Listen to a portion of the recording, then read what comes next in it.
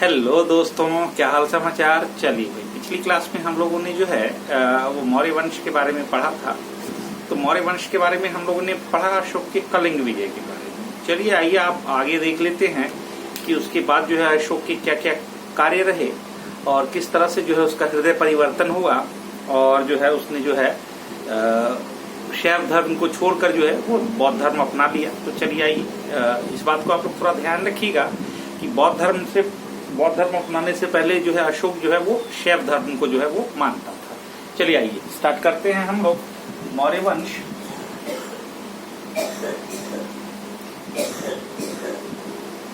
मौर्य वंश जो है हम लोग स्टार्ट कर रहे हैं। तो मौर्य वंश में जो है हम लोग पढ़ रहे थे सम्राट अशोक के बारे में। सम्राट अशोक के बारे में कलिंग विजय के बाद जो है इन्होंने जो है उपगुप्त से बौद्ध धर्म की दीक्षा ली। बौद्ध धर्म की दीक्षा ली, याद रखेंगे आप लोग।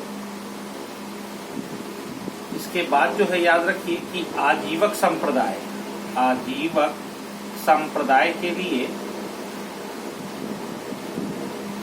संप्रदाय के लिए बराबर की पहाड़ियों में जो है 4 गुफाओं का निर्माण करवाया था। कई बार प्रश्न यहीं से बनेंगे तो गुफाओं के नाम पूछ लेगा। तो कर्ज,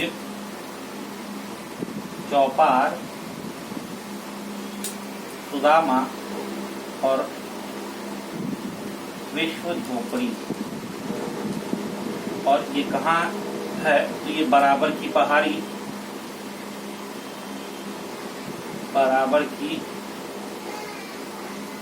और ये बराबर की पहाड़ी कहाँ है? गया, बिहार। तो याद रखिए,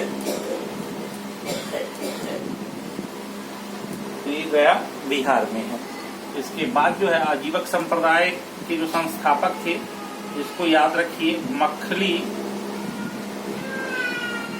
पुत्र गोशाल जो है वो इसके संस्थापक थे। इसके बाद जो है हम लोग देख लेते हैं अशोक के जो है अभिलेख के बारे में और उसमें जो है प्रयोग जो है लिपि के बारे में। तो चलिए आइए देखते हैं। तो अशोक के सभी अभिलेख जो है वो 4 लिपियों में प्राप्त हुए हैं, जिसमें है अरमाइक और ग्रीक। ध्यान रखिएगा, इसको जो है यूनानी भी जो है कहा गया है। इस लिपि के लिखे गए अभिलेख जो है वो मिले हैं अफगानिस्तान में।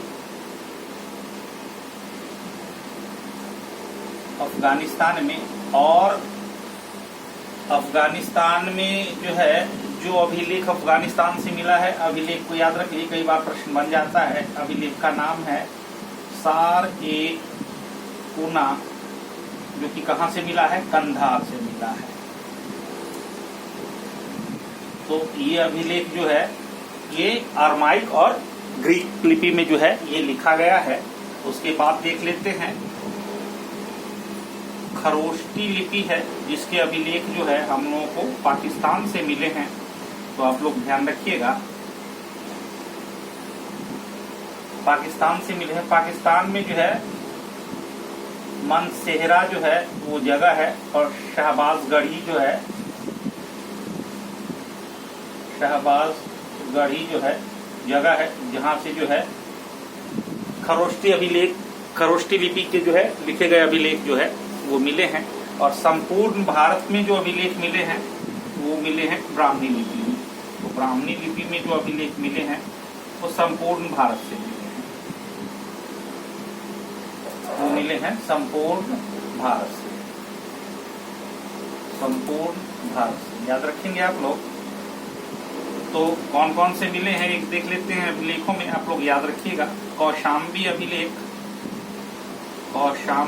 अभिलेख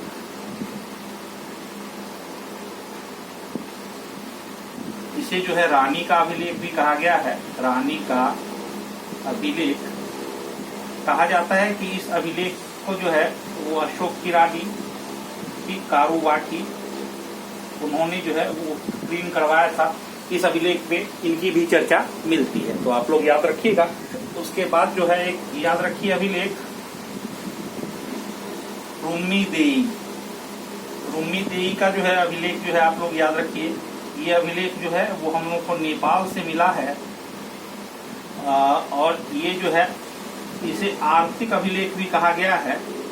आर्थिक अभिलेख, आर्थिक अभिलेख इसी स्तंभालेख, स्तंभ मिला है तो ये स्तंभालेख है, इसे जो है ध्यान रखेंगे। ये सबसे छोटा अभिलेख है एवं सबसे छोटा अभिलेख, छोटा स्तंभ लेख। स्तंभ लेख जो है सबसे छोटा जो है स्तंभ लेख जो है ये है, आप इस बात को ध्यान रखिएगा। इसके बाद जो है मैं आप लोगों को एक जो है और जो है बता दूं, प्रथम पृथक शिलालेख है जिसमें अशोक ने कहा है कि सभी मनुष्य मेरी प्रजा एवं संतान है, प्रजा एवं संतान है।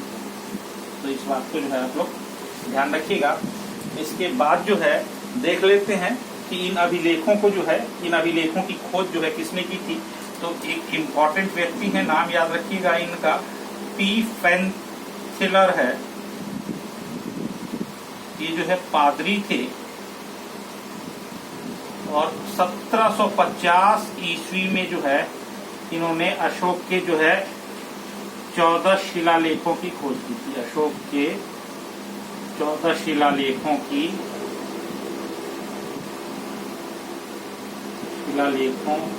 खोज की थी। तो इस बात को ध्यान रखिए आप लोग।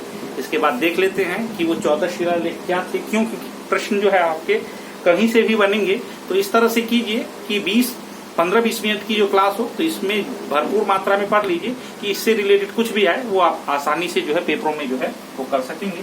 तो आगे देख लेते हैं कि पी पेंथिलर द्वारा जो है वो 14 जो है स्तंभ लेख कौन कौन से थे जिन्हें जो है खोजा गया था पी पेंथिलर द्वारा, और उन अभिलेखों में जो है क्या जो है वो वर्णित है। तो चलिए आइए हम लोग जो है देख लेते हैं।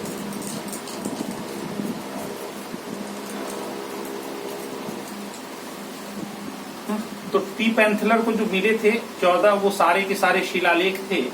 और शिलालेख किसे कहते हैं? जो पत्थरों पे लिखा गया लेख हो उसे शिलालेख कहते हैं। और इसमें जो है क्या अंकित जो है वाक्य है शिलालेखों में, तो ये हम लोग जो है वो देख लेंगे। तो देख लेते हैं कि प्रथम जो है या पहला शिलालेख है उसमें जो है क्या कहा गया है। तो उसमें जो है पशु बलि की निंदा की गई है, पशु बलि की निंदा की गई है।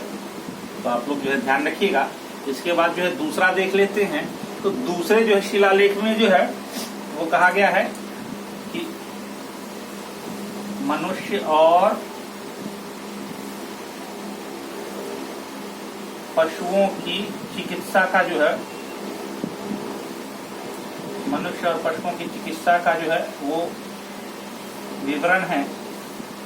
और जो है इसमें कई राज्यों का जो है इस जो है दूसरे शिलालेख में जो है उल्लेख है। जो राज्य हैं चेर, चोल, याद रखिए,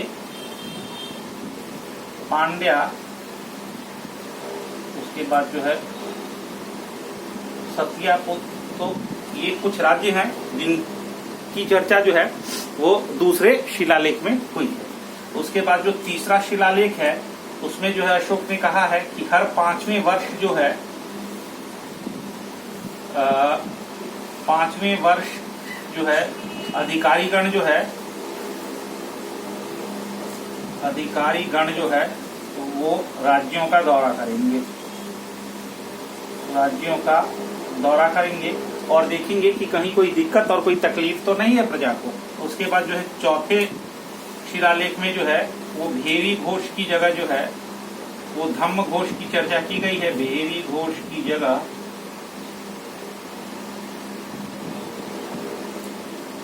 धम्म घोष की चर्चा की गई है।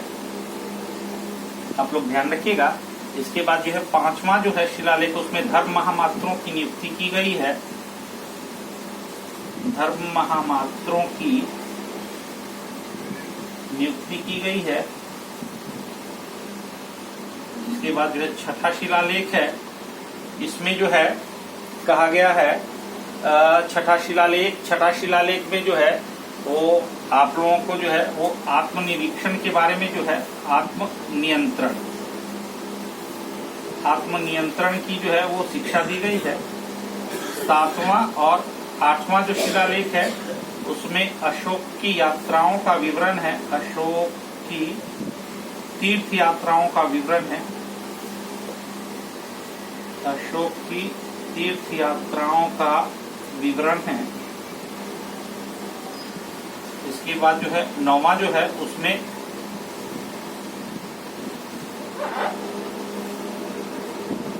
सच्ची भेंट एवं सच्चे शिष्टाचार की बात कही गई है। एवं सच्चे शिष्टाचार की बात कही गई है। 10वां जो है वो अधिकारीगण जो है, अधिकारीगण जनता की हित के बारे में सोचेंगे, ये कहा गया है। जनता की हित के बारे में सोचें, ये जो है 10वें शिलालेख में कहा गया है। 11वें शिलालेख में जो है वो धम्म की व्याख्या की गई है। धम्म की व्याख्या की गई है। धम्म जो है वो प्राकृतिक रूप है धर्म का। धर्म जो है वो संस्कृत का शब्द है, तो इस बात को आप लोग ध्यान रखिएगा। उसके बाद जो है 12वें शिलालेख में जो है स्त्री महामात्रों की नियुक्ति की गई है। स्त्री महामात्रों की नियुक्ति की गई है। यहाँ 5वें शिलालेख में धर्म महामात्रों की नियुक्ति की गई थी, जो कि पुरुष होते थे। यहाँ पे स्त्री महामात्रों की नियुक्ति की गई है। की नियुक्ति एवं सभी के विचारों का सम्मान, ये जो है शिलालेख की जो है मुख्य जो है विशेषता थी। 13 मोस्ट इम्पोर्टेंट है, आप लोग याद रखेंगे। इसमें जो है कलिंग विजय की जो है इसमें चर्चा मिलती है। कलिंग विजय की चर्चा जो है वो इसी शिलालेख में मिलती है। एवं अशोक के हृदय परिवर्तन, एवं अशोक के हृदय परिवर्तन की चर्चा जो है वो इसमें मिलती है। अशोक के हृदय परिवर्तन। और जो है इसमें जो है कई राजाओं का जो है इसमें उल्लेख किया गया है, तो ये भी जो है आप लोग 13वें में याद रखिएगा। और 14वां शिलालेख जो है ये आप लोग ध्यान रखिए, इसमें जो है सभी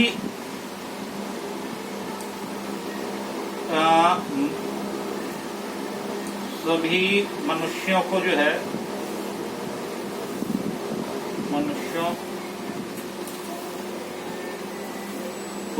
धार्मिक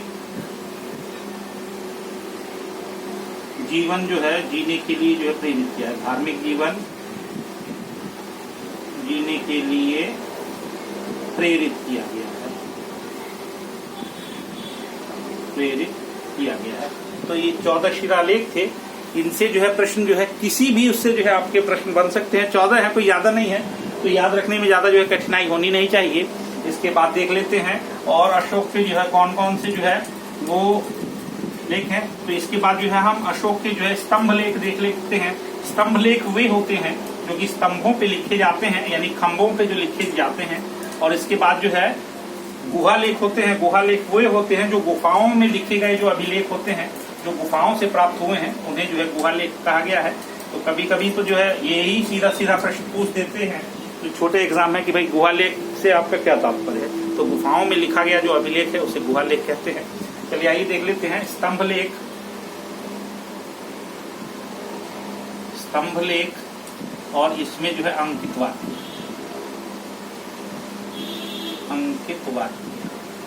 क्या वाक्य जो है उस पे अंकित है। तो स्तंभ लेख जो है 7 स्तंभ लेख जो है वो मिले हैं भारत में, और सभी के सभी जो है वो ब्राह्मणी लिपि में लिखे गए हैं। जैसा कि मैंने पहले ही बताया था कि भारत में जो भी अभिलेख प्राप्त हुए हैं सभी के सभी जो है वो ब्राह्मणी लिपि में लिखे गए हैं। तो आइए देख लेते हैं कि भारत में जो 7 स्तंभ लेख मिले हैं वो 6 जगहों से मिले हैं। तो पहला स्तंभ लेख है प्रयाग स्तंभ लेख,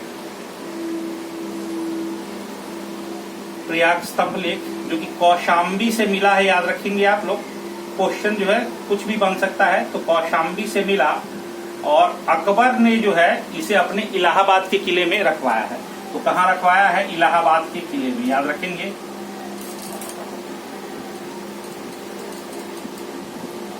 इलाहाबाद के किले में जो है अकबर ने जो है इसे रखवाया है। दूसरा शिलालेख जो है याद रखिए आप लोग, दिल्ली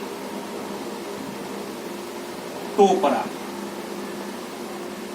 ये जो है अभिलेख टोपरा से मिला और इस अभिलेख को जो है फिरोज शाह तुगलक ने जो है वो टोपरा से जो है वो दिल्ली मंगवा लिया था। तो ध्यान रखिए, टोपरा से दिल्ली, टोपरा से दिल्ली, और किसके द्वारा जो है मंगवाया गया था? फिरोज शाह तुगलक के द्वारा, फिरोज शाह तुगलक के द्वारा,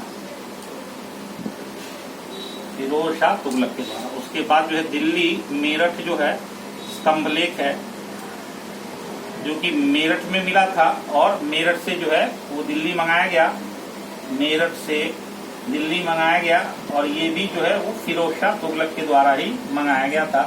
तो ध्यान रखिएगा आप लोग। इसके बाद जो है रामपुरवा, रामपुरवा जो है स्तंभ लेख है, जो कि कहाँ से मिला? तो चंपारण बिहार से,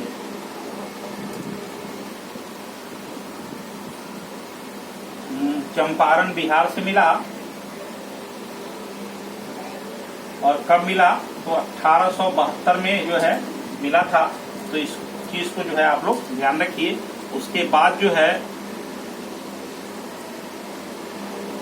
लौरिया अरेराज जो है, ये भी चंपारण बिहार में है, ये भी चंपारण बिहार में है। और यहाँ से भी जो है एक स्तंभ लेख मिला, और ये भी जो है बिहार में है। जो आखिरी है ये है नंदनगढ़, ये भी चंपारण बिहार में है। यहाँ से जो स्तंभ लेख मिला है उसकी खासियत है कि इस पे जो है वो मोर का चित्र जो है अंकित है। तो इस बात को आप लोग ध्यान रखिएगा, मोर का चित्र जो है वो अंकित है। तो मौर्य वंश में जो है जो अभिलेख थे, उन सभी अभिलेखों के बारे में लगभग जो है हम लोगों ने जो है वो पढ़ लिया। जैसा कि मैंने आप लोगों को बताया हुआ कि क्लास जो है वो 20 मिनट से कम की ही होनी चाहिए, जिससे कि जो है पढ़ने में जो है मजा आए और जो है बच्चे जो है वो बोर ना हो। तो चलिए जो है अगली क्लास में मिलते हैं और उसमें हम लोग पढ़ेंगे मौर्य प्रशासन के बारे में। तो चलिए मिलते हैं अगली क्लास में। धन्यवाद।